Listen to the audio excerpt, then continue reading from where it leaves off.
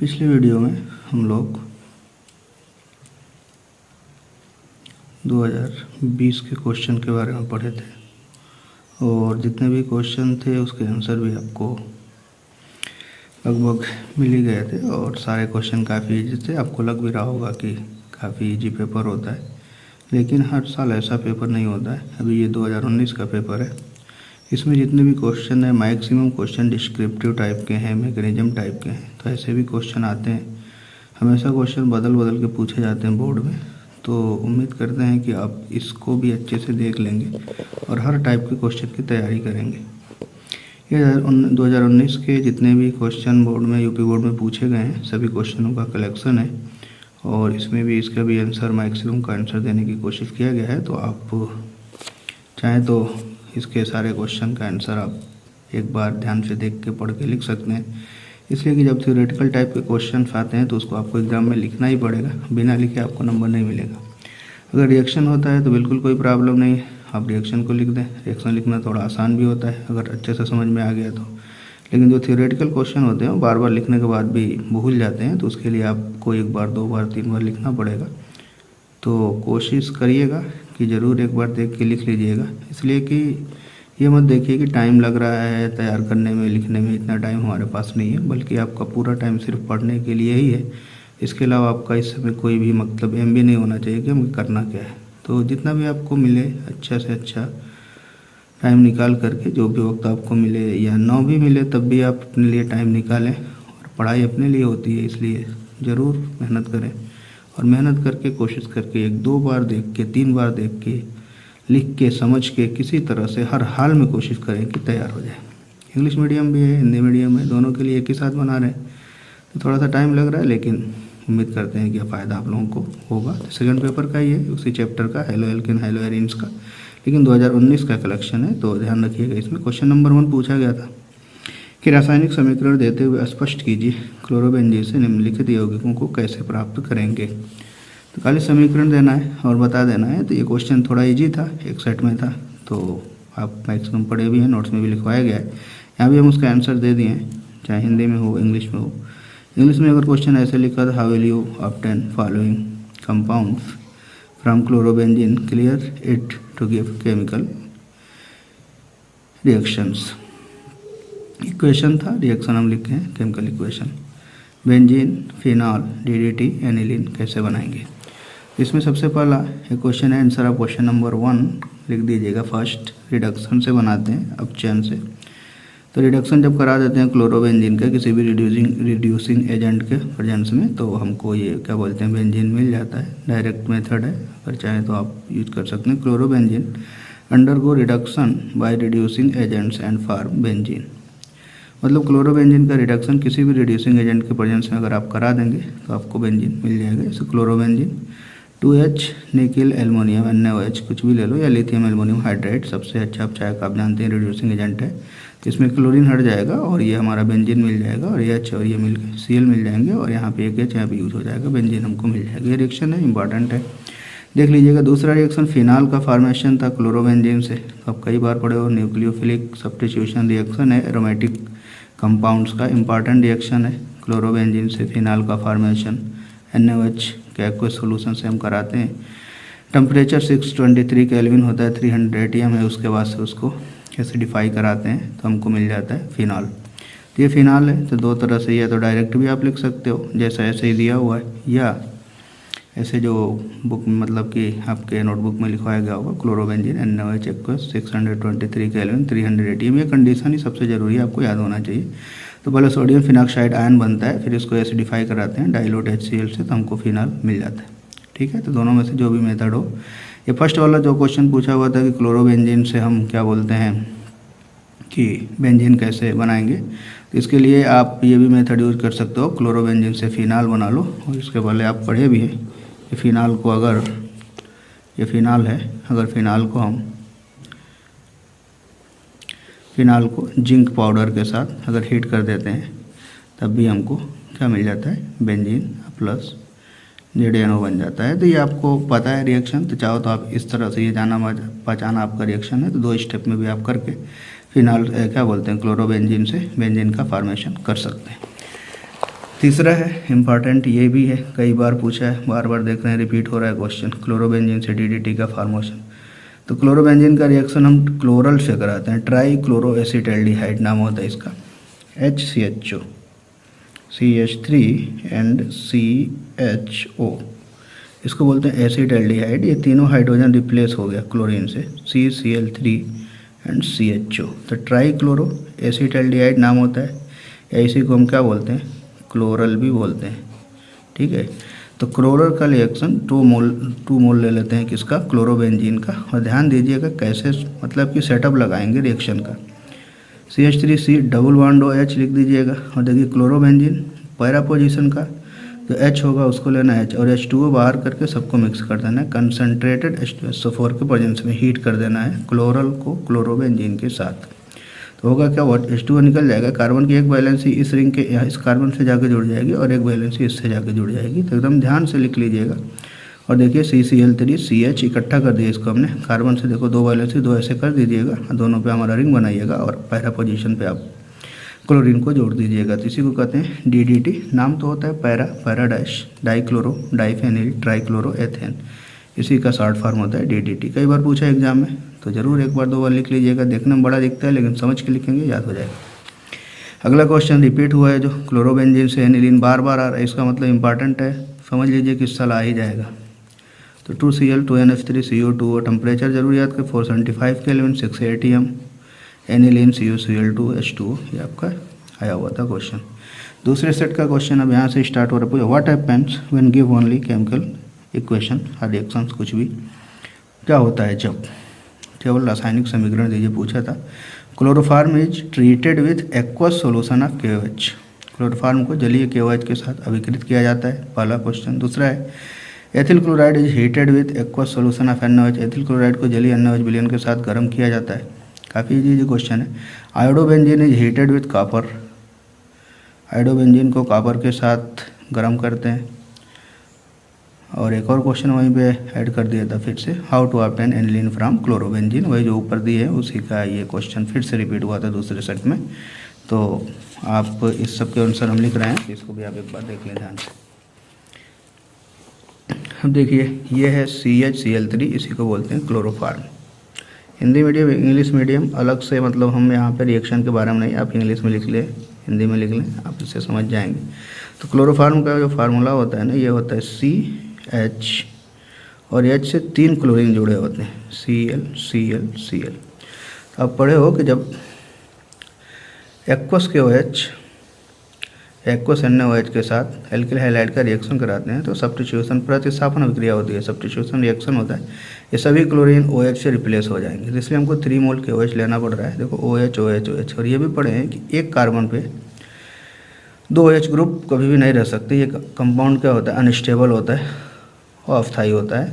इससे क्या होगा, एक वाटर मॉलिक्यूल यहाँ से रिमूव हो जाएगा H, और यहाँ से OH, तो ये डबल बॉन्ड O से जुड़ जाएगा, तो HC double bond OH, HC double bond OH, और हमको क्या मिल जाएगा, फार्मिक एसिड। ये रिएक्शन है, इम्पॉर्टेंट है। तो आप अगर क्लोरोफार्म को एक्वस KOH के साथ रिएक्शन कराओगे तो हमको क्या मिलने वाला है, फार्मिक एसिड, ठीक है। फिर यहाँ पे ethyl chloride NaOH substitution reaction, nucleophilic substitution reaction है, या इसी का नाम हिंदी में बोलें तो नाभिक स्नेही प्रतिस्थापन अभिक्रिया। आपको पता है एक्वस है तो ये रिप्लेस कर देगा Cl को, तो Cl की जगह कौन है, OH, तो एथिल क्लोराइड से क्या मिल गया हमको, एथिल एल्कोहल। ये इंपॉर्टेंट रिएक्शन है। आयोडोबेंजीन कॉपर के साथ इसको हीट करते हैं तो हमको डाइफेनिल मिलता है, या हिंदी में बोलते हैं बाईफेनिल भी लिखा रहता है कभी कभी, बाईफेनिल।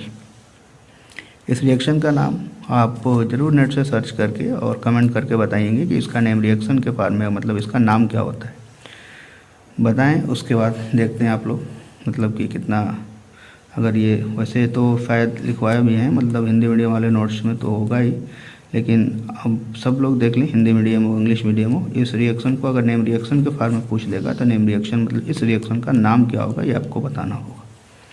फिर वही रिएक्शन हमने रिपीट कर दिया दोबारा, क्लोरोबेंजीन से एनिलीन, बार बार आप देख ही रहे हो, तब कई बार लिख रहे हैं कि इसलिए 2-3 बार जब भी आ जाएगा 1 2 3 बार लिख लोगे तो हमेशा के लिए याद हो जाएगा। कंडीशन ही मेन है। 475 केल्विन 60 ATM पे रिएक्शन होगा, 2 मोल यूज करना है, 2 अमोनिया लेना है, CO2 लेना है, एनिलीन बन जाएगा।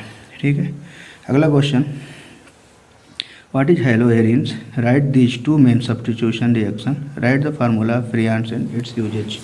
ये कितना इंपॉर्टेंट रिएक्शन, ये थ्योरेटिकल टाइप का हो गया। अब इसमें कितना लिखेंगे हमारे पास कोई उसका मतलब आइडिया नहीं है कि हम कितना लिखें क्या करें। तो हम तो कोशिश किए हैं, मैक्सिमम लिख दिए हैं, और आप उसमें से उतना तो कम से कम ज़रूर अगर पूछे क्वेश्चन तो लिख ही देना चाहिए। हेलोएरिन्स की डेफिनेशन पूछने का मतलब इनका ये है कि सिर्फ आप एक लाइन में डिफाइन करके नहीं छोड़ सकते हेलोएरिन, फिर उसके टाइप्स भी आपको बताना ही पड़ेगा। तो हम ज़्यादा नहीं तब भी कोशिश किए हैं कि जितना मतलब आपको लिखना हो एग्ज़ाम में कम से कम, बिल्कुल मतलब कि लेजीपन नहीं होना चाहिए, आलसीपना नहीं आना चाहिए एग्ज़ाम के अंदर। थ्योरेटिकल क्वेश्चन जब भी आएंगे तो उसका पूरा आपको डिटेल देना ही पड़ेगा, भले ही 1 1 नंबर के क्वेश्चन हो, 2 2 नंबर के, आपको जितना उसके बारे में जानकारी है लिखना पड़ता है। और थियोरेटिकल क्वेश्चन आएंगे तो टाइम तो लेंगे, इसलिए इसको 1 बार 2 बार देख करके ज़रूर लिख लेंगे। अभी तक तो रिएक्शन था, अब यहाँ पे पूछ दिया हेलोएरिन्स क्या होते हैं, तो इंग्लिश मीडियम वाले ही पहले देख लें। Answer of question number 4, haloarenes definition, मतलब हेडिंग कर लीजिएगा। Haloarenes are the aromatic compounds in which halogen replaces hydrogen atom या एटम्स। तो हेलोजन्स भी हो सकता है, मतलब एक हेलोजन होगा तो एक एटम, 2 होगा तो 2 एटम। ठीक है, of benzene ring, these are also known as aryl halides भी इसे बोलते हैं।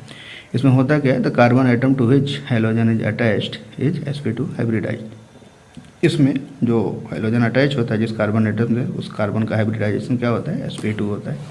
तो दिखा देंगे, बेंजीन H है, X अटैच होगा, H निकलेगा, ये निकल रहा है, जुड़ गया, बन गया हमारा का हेलो बेंजीन, इसी को हेलोएरिन्स बोलते हैं।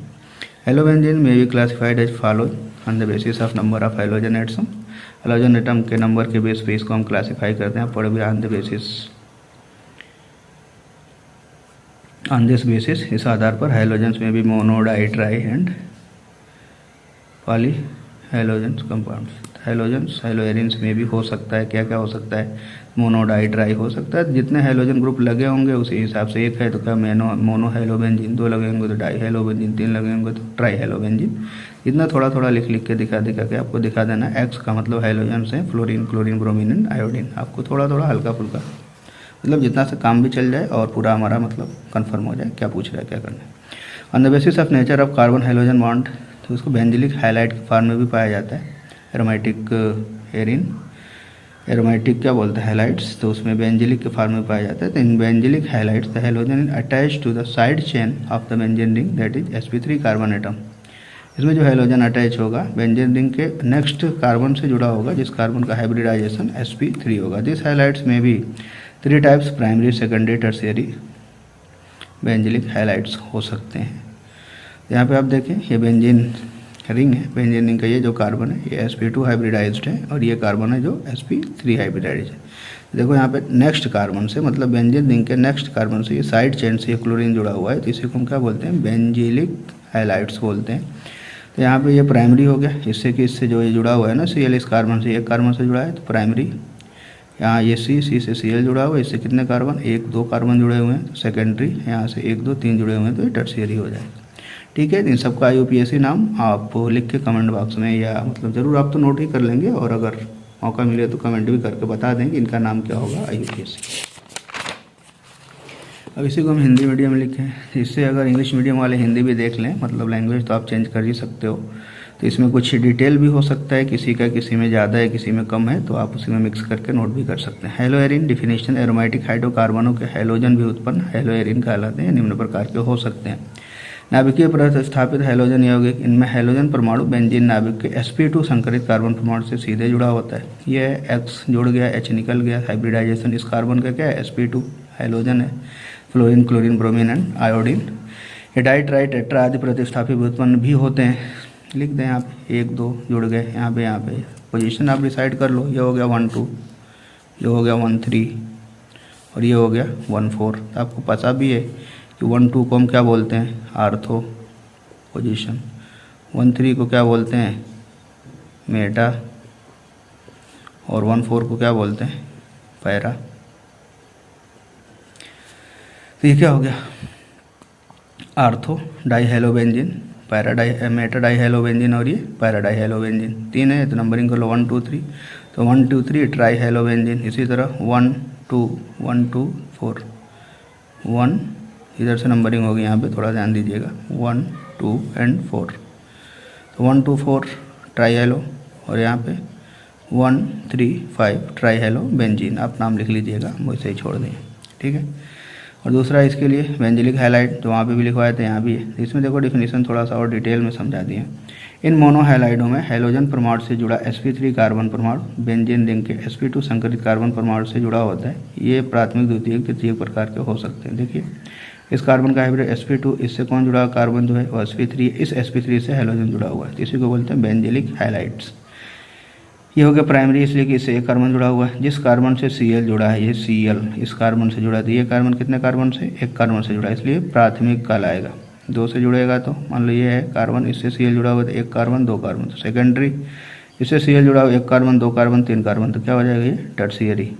फिर इसका भी IUPAC नाम नहीं लिखे हम, आप ज़रूर लिख के या तो कमेंट कर दें या नोट्स में भी ज़रूर मेंशन कर लीजिएगा। अगला क्वेश्चन है, पूछा है 2 प्रतिस्थापन अभिक्रियाएं लिखना है, तो हम 2 रिएक्शन लिख देना है। आपको पता है कि एरोमेटिक में 5 क्या बोलते हैं सब्स्टिट्यूशन रिएक्शन होते हैं, उसमें एक नाइट्रेशन, हेलोजिनेशन, सल्फोनेशन और एक और क्या था, Friedel craft alkylation, Friedel Crafts acylation. तो अब हम तो 2 लिख दिए हैं यहाँ पे। अब इसकी जगह पर आप अपने हिसाब से चाहें तो जो भी मतलब रिएक्शन आपको पसंद हो जाए तो कोई भी लिख सकते हो।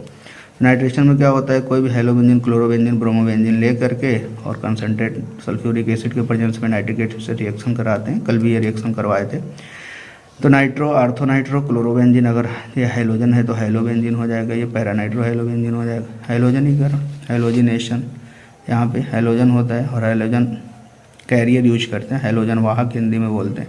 यहाँ पे आप चाहो तो रिप्लेस कर लो, क्लोरोबेंजीन ही कर लेते हैं। ये हमारा क्या हो गया, Cl प्लस इसका रिएक्शन Cl2 के साथ किसकी प्रेजेंस में, FeCl3 की प्रेजेंस में रिएक्शन कराओगे तो हमको क्या मिल जाएगा, यहाँ भी Cl, यहाँ भी Cl, इसलिए कि आर्थो पैरा डायरेक्टिंग ग्रुप होता है ना हाइड्रोजन, एक यहाँ भी Cl और यहाँ भी Cl। ये क्या होगा, आर्थो डाइक्लोरोबेंजीन और ये पैरा डाइक्लोरोबेंजीन, तो ऐसे भी आप लिख सकते हो, ठीक है। अगला क्वेश्चन देखिए, काफ़ी मतलब कि कॉम्प्लिकेटेड क्वेश्चन, कन्फर्म है, इम्पॉर्टेंट है, अच्छा भी है और कई बार एग्ज़ाम में पूछेगा और आ जाएगा तो काफ़ी टाइम भी लेगा आपसे, इसलिए इसको तो ज़रूर हमेशा रोज़ाना हम कहेंगे कि कम से कम जब एक बार नोट कर लो तो टाइम मिले तो ज़रूर जा कर के वैसे ही मतलब बेमन का भी लिख दिया करो। क्वेश्चन आया है कि write the mechanism of any substitution reaction. आपको पता है 2 टाइप का पढ़े हो ऑफ हेलो एल्केन, तो हेलो एल्केन में 2 टाइप का सब्स्टिट्यूशन रिएक्शन पढ़े हो, एक SN1 और एक SN2, याद होगा आपको। And right the chemical equation of preparation method of DDT from chlorobenzene. देखो आधा ये भी जोड़ दिया इसमें DDT वाला तो हम तो पढ़ चुके हैं, इसलिए क्योंकि इस वाले क्वेश्चन में, इसके पहले वाले क्वेश्चन में यहाँ भी था क्वेश्चन, हमको आधा छोड़ दिए हैं कि write the formula and of freons and its uses. तो इसको हम पहले लिखवा चुके हैं पहले वाले में, वही इसको आप रिपीट कर दीजिएगा, लिख लीजिएगा, ठीक है। फिर उसके बाद अब देखिए यहाँ पे आंसर ऑफ क्वेश्चन नंबर 5, पहले इंग्लिश मीडियम फिर हिंदी मीडियम। तो 2 टाइप के रिएक्शन है, एक SN1 है, एक SN2 है। तो हम कोशिश किए हैं कि हिंदी इंग्लिश मीडियम में SN2 बनाती हैं और हिंदी मीडियम में SN1 बना दी है। अब बाकी आप लोगों का काम ये है, आपको दोनों पे मतलब कि अपनी अपनी पकड़ होनी चाहिए, दोनों आपको आना चाहिए, SN1 भी आना चाहिए, SN2 भी आना चाहिए। तो इंग्लिश मीडियम में हमने SN2 लिखा है और हिंदी मीडियम में SN1 लिखा है। लेकिन इसके बाद नेक्स्ट पेपर में ये क्वेश्चन आया है कि दोनों पूछ दिया है, SN1 भी बताइए, SN2 भी बताइए। तो हम तो यहाँ तो कोशिश करके अलग अलग, हिंदी में अलग किए, इंग्लिश में अलग किए हैं, लेकिन आप दोनों लोग हिंदी वाले हिंदी में दोनों को लिख लीजिएगा और इंग्लिश वाले दोनों को इंग्लिश में ज़रूर लिख लेंगे। तो देखते हैं ऑल सच रिएक्शन हियर, यहाँ पे हेलो एल्केन्स की बात हो रही है। Where a stronger nucleophile displaces a weaker nucleophile are known as nucleophilic substitution reaction. On the basis of mechanism, this is 2 types: bimolecular nucleophilic substitution reaction SN2, unimolecular nucleophilic substitution reaction SN1। बाईमालिकुलर भी यहीं पे हम बात कर रहे हैं। तो first है ये बाईमालिकुलर न्यूक्लियोफिलिक सब्स्टिट्यूशन रिएक्शन SN2।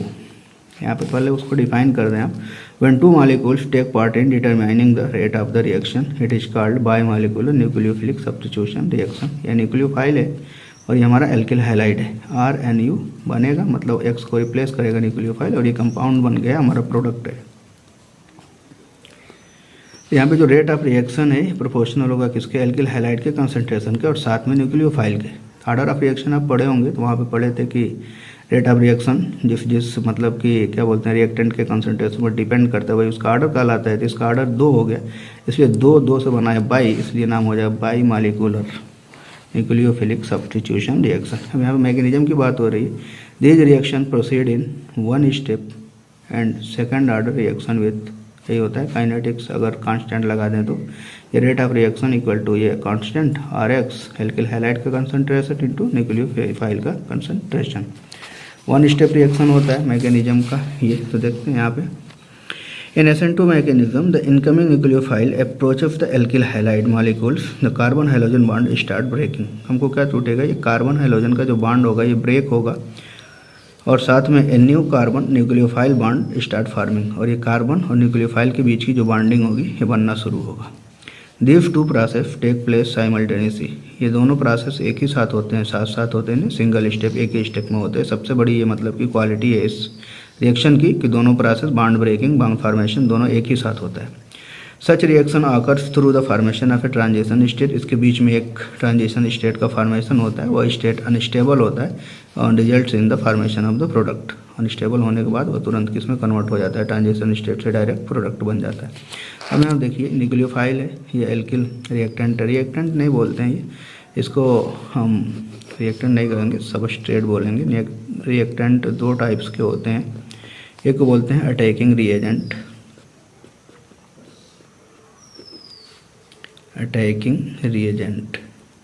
और एक को बोलते हैं सबस्ट्रेट। इन दोनों को जब कंबाइन करेंगे तब ये हमारा है रिएक्टेंट, ठीक है।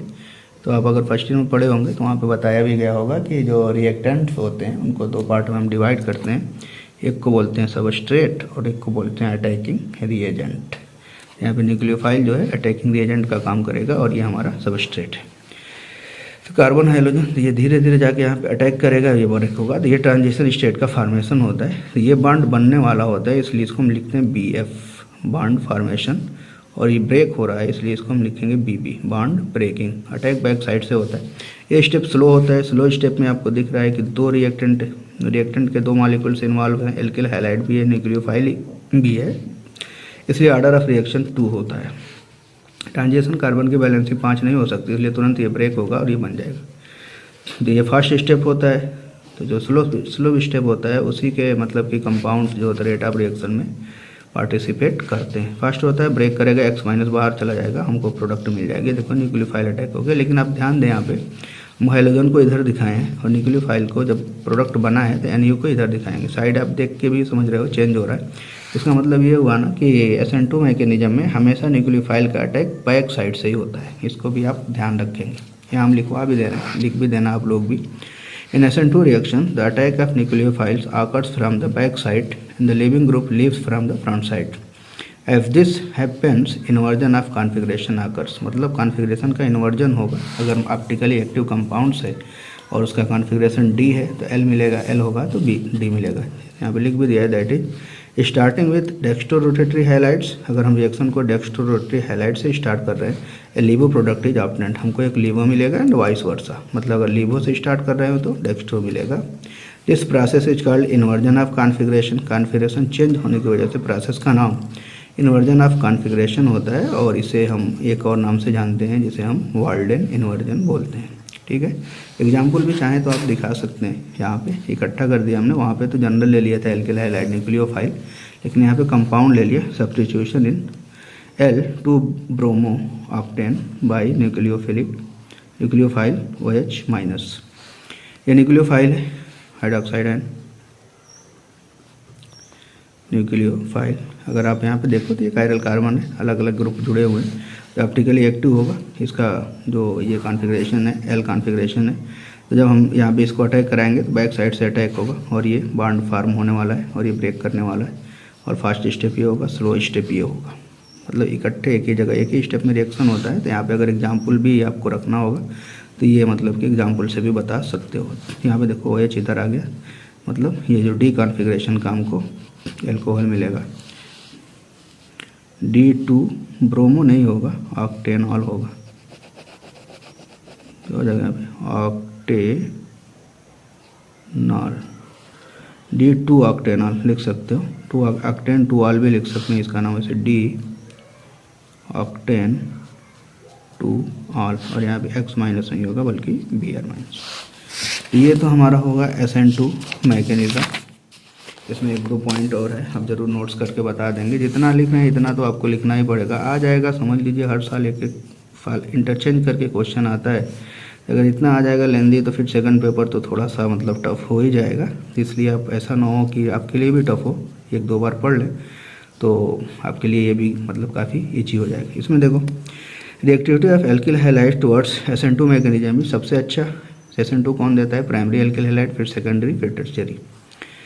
Rate of reaction in SN2 mechanism depends on the strength of the attacking nucleophile. इसके भी स्ट्रेंथ पर डिपेंड करता है, strength of some common nucleophile, मतलब जितना ही ज़्यादा स्ट्रेंथ होगा जिस न्यूक्लियोफाइल का वो उतना ही आसानी से SN2 मैकेनिज्म रिएक्शन देगा। तो ये कुछ न्यूक्लियोफाइल्स हैं जिनका स्ट्रेंथ है, अगर पूछ दिया जाए OR माइनस है, I माइनस है, तो कौन अच्छा सा मतलब कि SN2 देगा, तो इसमें जिसको ग्रेटर देन दिख रहा है वो ज़्यादा देता है। इसका मतलब ओवरऑल कंडीशन क्या होना चाहिए SN2 के लिए, तो उसको इकट्ठा कर दिया यहाँ पे। नॉन पोलर सॉल्वेंट होना चाहिए, स्ट्रॉन्ग न्यूक्लियोफाइल होना चाहिए और हाई कंसंट्रेशन ऑफ न्यूक्लियोफाइल्स होना चाहिए। फेवर किसके लिए? SN2 मैकेनिज्म के लिए। इतना पॉइंट आपको नोट करके SN2 मैकेनिज्म को आपको समझाना पड़ेगा। 1-2 बार लिख लीजिएगा, वरना अगर आपके पास इससे भी अच्छा कोई नोट्स हो तो कोई दिक्कत नहीं है, बना सकते हैं। अब उसी क्वेश्चन का आंसर हिंदी मीडियम में अगर आ जाए तो ये क्वेश्चन नंबर 5 का आंसर नाभिक से नई प्रतिस्थापन अभिक्रियाएं। जब किसी क्रियाधार का कोई परमाणु या समूह किसी नाभिक से नई अभिकर्मक के द्वारा प्रतिस्थापित होता है, इसको नाभिक से नई प्रतिस्थापन अभिक्रिया कहते हैं। RH क्रियाधार अभी बोले हैं, सबस्ट्रेट वहाँ पे, OH माइनस नाभिक से नई अटैकिंग रिएजेंट है। रिएक्शन होगा RH प्रोडक्ट बना और X माइनस निकल गया। क्रियाविधि के आधार पर इसे 2 भाग में बांटते हैं। एक आणुक नाभिक से नई प्रतिस्थापन अभिक्रिया SN1, द्वितीय आणुक नाभिक से नई प्रतिस्थापन अभिक्रिया SN2। एक आणुक नाभिक से नई प्रतिस्थापन अभिक्रिया, वहाँ पे हम क्या बताए थे? द्वितीय आणुक, और यहाँ पे क्या बना SN, वहाँ पे SN2 बताए थे, यहाँ पे SN1 है। तो हिंदी मीडियम हो इंग्लिश मीडियम हो, दोनों के लिए दोनों जरूरी है। इसलिए कि अभी अगला क्वेश्चन जस्ट आएगा तो वहाँ पर अभी आप देखेंगे कि दोनों को पूछा है। इसलिए हिंदी वाले इंग्लिश में, इंग्लिश वाले हिंदी में, जरूर एक को ट्रांसलेट कर दीजिएगा। हम अलग अलग दोनों बता दिए, SN1 हिंदी वालों के लिए और SN2 इंग्लिश वालों के लिए, लेकिन ज़रूरी है दोनों के लिए, इसलिए ज़रूर कोशिश करके सही कर लीजिएगा। इस नाभिक से नई प्रतिस्थापन अभिक्रिया में अभिक्रिया की दर के निर्धारण में अभिकारक का केवल एक अणु भाग लेता है। वहाँ पर कितने भाग ले रहे थे? 2। तो alkyl halide nucleophile RNU X minus अभिक्रिया की दर किस पर डिपेंड कर रही है? सिर्फ एल्किल हैलाइड की सांद्रता पर।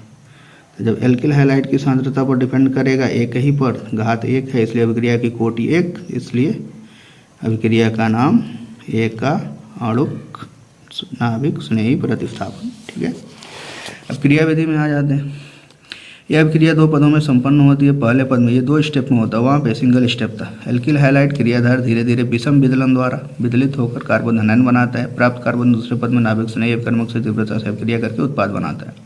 हो गया RH मंद स्टेप में अलग, R+L X माइनस अलग। यही हमारा क्या है?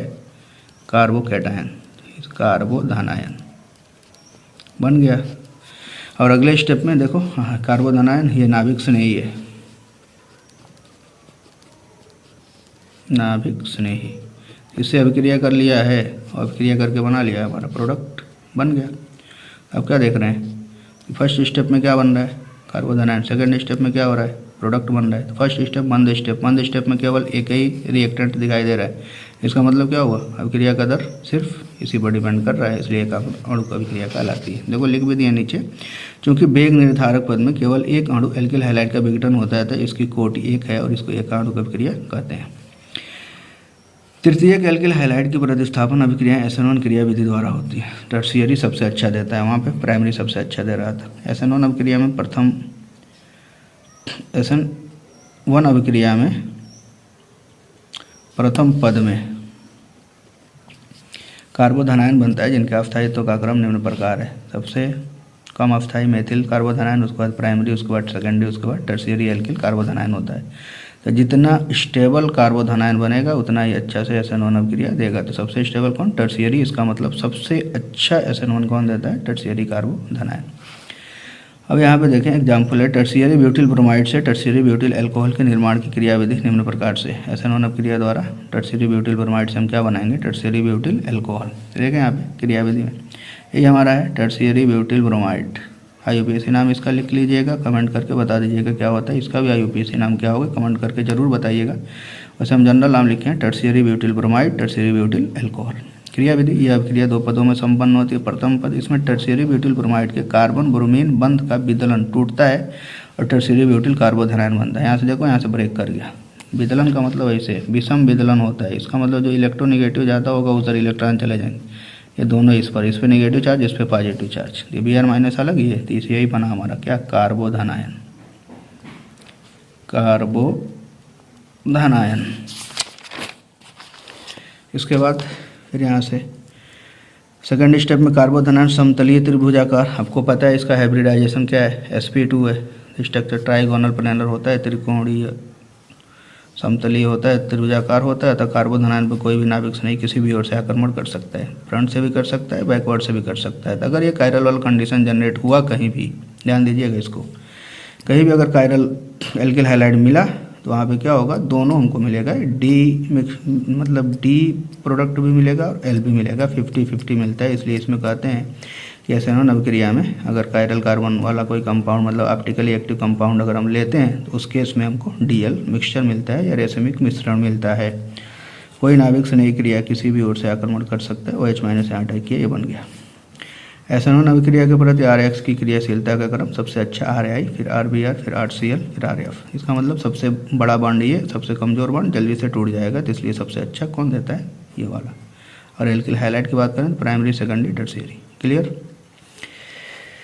तो अब यहाँ पे ये तो हो गया हमारा SN1 Hindi medium, SN2 English medium. लेकिन दोनों के लिए चाहिए हिंदी मीडियम, इंग्लिश मीडियम, दोनों की ज़रूरत है। आप देखें जस्ट नेक्स्ट क्वेश्चन को आ गया, explain the mechanism of SN1 and SN2 in halo alkanes with examples. Halo alkane में एकाणविक नाभिक रागी प्रतिस्थापन तथा द्विआणविक नाभिक प्रतिस्थापन अभिक्रिया की क्रियाविधि उदाहरण द्वारा समझाइए। क्वेश्चन आया है, बोर्ड का क्वेश्चन है, आ सकता है, आ भी जाएगा। इसलिए हम चाहते हैं कि आप ज़रूर अच्छे से तैयारी करें।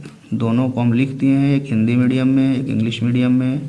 इंग्लिश वाले हिंदी से, हिंदी वाले इंग्लिश से करके आप दोनों को ज़रूर अच्छे से 1 बार 2 बार 3 बार लिख के तैयार कर लीजिएगा। अगला क्वेश्चन, उभयदंती नाभिक समूह क्या होते हैं। नाभिक समूह या नाभिक स्नेह उदाहरण द्वारा समझाइए तथा केसियन तथा AgS हैलो एल्केन की क्रिया का को भी कारण से समझाइए। देखिए क्वेश्चन हिंदी में पहले शुरू किया है। उभयदंती नाभिक, वे नाभिक स्नेही या समूह जिनमें 2 नाभिक स्नेही केंद्र होते हैं, 2 होते हैं, उभयदंती नाभिक स्नेही कहलाते हैं, जैसे साइनाइड तथा नाइट्राइड है। CN- समूह निम्नलिखित 2 अनुनादी संरचनाओं का संकर है। ये 2 तरह से नाभिक स्नेही का कार्य करता है। ये स्ट्रक्चर होता है इनका रेजोनेटिंग स्ट्रक्चर। ये कार्बन भी इलेक्ट्रॉन पेयर डोनेट कर सकता है और नाइट्रोजन भी कर सकता है। अगर दोनों एलिमेंट इलेक्ट्रॉन पेयर डोनेट करते हैं, इसका मतलब यही क्या कहलाते हैं, उभयधर्मी, क्या बोलते हैं, उभयदंती नाभिक स्नेही। तो इसके अंदर ये क्वालिटी होती है। अगर कार्बन से बॉन्ड बनाता है तो उसको बोलते हैं साइनाइड, अगर नाइट्रोजन से बनाता है तो आइसोसाइनाइड। जब यह कार्बन से बंध बनाता है तो एल्किल साइनाइड बनाता है। जब नाइट्रोजन द्वारा बंध बनाने पर क्या बनाता है, जबकि नाइट्रोजन द्वारा बंध बनाने पर एल्किल आइसोसाइनाइड बनाता है। इसी प्रकार नाइट्राइट आयन है, ON डबल बॉन्ड O, इधर से भी बना सकता है, नाइट्रोजन से भी बॉन्डिंग कर सकता है। तो अगर ऑक्सीजन से करेगा तो एल्किल नाइट्राइड बनता है। जब ऑक्सीजन के द्वारा बंध बनाता है तो एल्किल नाइट्राइड बनाता है, जबकि नाइट्रोजन द्वारा बंध बनाता है तो नाइट्रो एल्केन बनाता है। एक क्वेश्चन आता है, बहुत इंपॉर्टेंट भी है, केसियन तथा AgS की हैलो एल्केन से अभिक्रिया। क्वेश्चन देख लें आप पहले, उभयदंती नाभिक रेही क्या होते हैं, उदाहरण द्वारा समझाइए। केसियन तथा AgCN की हैलो एल्केन से क्रिया को भी कारण से समझाइए। तो देखो RX है, केसियन है, रिएक्शन किया तो RCN बनता है, मतलब एल्किल साइनाइड, और RX का रिएक्शन AgCN के साथ बन रहा है तो RNC बनता है, एल्किल आइसोसाइनाइड। ऐसा क्यों होता है, इसका रीजन तो हिंदी में देख लें, इंग्लिश में देख लें, दोनों को। थोड़ा सा लंबा हो रहा है वीडियो, अब क्या करें, तभी से इतना तेज़ी में बोल रहे हैं फिर भी कंप्लीट नहीं हो पा रहा है, तो टाइम तो आपको भी देना ही पड़ेगा। देख लीजिएगा, ये केसियन आयनिक यौगिक होता है जो विलयन में CN- आयन देता है। दोनों एकदम पूरा टूट के अलग, पोटेशियम अलग, साइनाइड अलग। इस आयन में कार्बन तथा नाइट्रोजन दोनों ही परमाणु इलेक्ट्रॉन युग्म प्रदान कर सकते हैं, दोनों तरफ से डोनेट कर सकते हैं, नाइट्रोजन भी डोनेट कर सकता है और कार्बन भी डोनेट कर सकता है, क्योंकि यह उभयदांती नाभिक रागी है। आक्रमण कार्बन परमाणु द्वारा होता है, लेकिन इसमें आक्रमण किसके द्वारा होता है? कार्बन परमाणु के द्वारा होता है। क्यों होता है? क्योंकि कार्बन कार्बन आबंध कार्बन नाइट्रोजन आबंध से अधिक अस्थायी होता है, अतः हेलो एल्केन की केसीएन से क्रिया कराने पर एल्किल साइनाइड मुख्य उत्पाद के रूप में प्राप्त होता है। आप पढ़ेंगे समझ में आ जाएगा तुरंत। बिल्कुल, अगर कोई भी डाउट हो तो जरूर कमेंट करके पूछ लीजिएगा कि क्या दिक्कत है, मतलब समझ में आ रहा है कि नहीं आ रहा है। जबकि AgCN मुख्यतः सहसंयोजी प्रकृति का होता है। कल भी बताया था कि सिल्वर आयन का साइज छोटा होता है, नेचर इसका कोवेलेंट हो जाता है, ये आयनन इसका नहीं हो पाता है, जिसकी वजह से एक ही तरफ से ये साइड से खाली है हमारा N, इसी से बॉन्डिंग सिर्फ इधर ही से कर सकता है। इनका आयनन नहीं हो पाता है तथा CN- आयन का नाइट्रोजन परमाणु इलेक्ट्रॉन युग्म देने के लिए सक्षम होता है, तथा हेलो एल्केन से क्रिया द्वारा AgCN मुख्य उत्पाद एल्किल आइसोसाइनाइड बनाता है। क्लियर? इंग्लिश मीडियम में आ जाओ, इंग्लिश वाले ज़रूर ध्यान देना, लिख लेना बाबू, वरना सोच लीजिएगा कि यही वाले क्वेश्चन है। बताए भी थे कि जितने भी मतलब कि नोट्स, 2 ही पेपर ही सॉल्व हो पाया अभी, मतलब 2019 और 2020 का। तो अब जो टेस्ट होगा फ्राइडे के दिन वो इसी दोनों में से होगा, तो खूब अच्छे से आप तैयार कर लेंगे और कोशिश करेंगे। ठीक है, तो देखते हैं यहाँ पे